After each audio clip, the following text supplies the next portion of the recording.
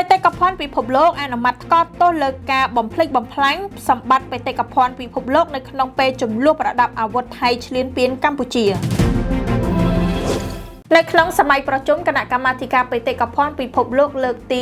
48នៅទីក្រុងប៊ូសានសាធារណរដ្ឋកូរ៉េដោយមានការចូលរួមពីប្រទេសជាសមាជិកចំនួន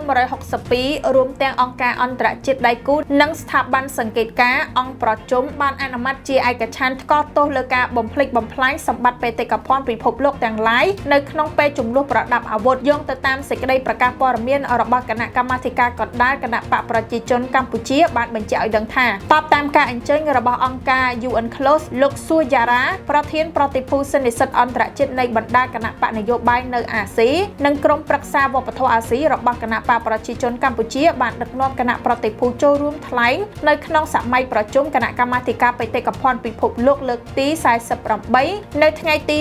26ដល់ថ្ងៃទី29ខែកក្កដាឆ្នាំ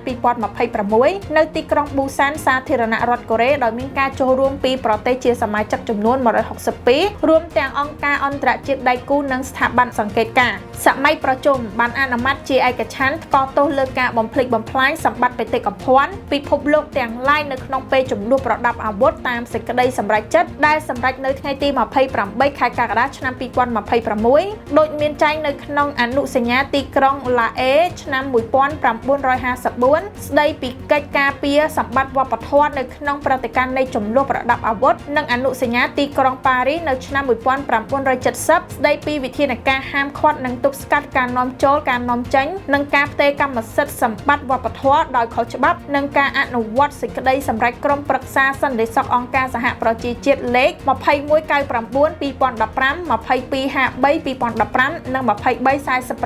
2017សម័យប្រជុំក៏បានអំពាវនាវឲ្យរដ្ឋភាគីដែលកំពុងតែមានចំនួនធានានៅការការពារសម្បត្តិបេតិកភណ្ឌនិងការបញ្ជាការប្រើប្រាស់តំបន់បេតិកភណ្ឌសម្រាប់គោលដៅយោធាថ្លែងនៅក្នុងសម័យប្រជុំនៅក្នុងនាមជាស្ថាប័នដៃគូរបស់អង្គការ UNCLOS គណៈប្រតិភូបានគូបញ្ជាក់អំពីការបំផ្លិចបំផ្លាញតំបន់បេតិកភណ្ឌពិភពលោកនៅតំបន់អាស៊ីប៉ាស៊ីហ្វិកដែលតម្រូវឲ្យមានការទទួលខុសត្រូវនិងការថ្កោលទោសស្របតាមច្បាប់អន្តរជាតិគណៈប្រតិភូក៏បានលើកឡើងអំពីសារៈសំខាន់នៃការតភ្ជាប់អរិយធម៌និងតំបន់បេតិកភណ្ឌពិភពលោកតាមរយៈបណ្ដាញមិត្តភាពក្រុងបេតិកភណ្ឌដើម្បីលើកកម្ពស់សន្តិភាពនិងការផ្សះផ្សាចំនួនព្រមទាំងបានជំរុញឲ្យមានការប្រើប្រាស់បញ្ញាសិប្បនិម្មិតនៅក្នុងការការពារនិងអភិរក្សបេតិកភណ្ឌវប្បធម៌ដោយឡែកគណៈប្រតិភូថៃបានស្នើសុំឆ្លើយតបភ្លាមៗហើយប្រធានសម័យប្រជុំបានអនុញ្ញាតឲ្យថ្លែងតែ1នាទីប៉ុណ្ណោះតំណាងគណៈប្រតិភូមិនហ៊ានឆ្លើយតបដោយត្រង់ទៅលើការបំពាននិងការបំផ្លិចបំផ្លាញសម្បត្តិបេតិកភណ្ឌ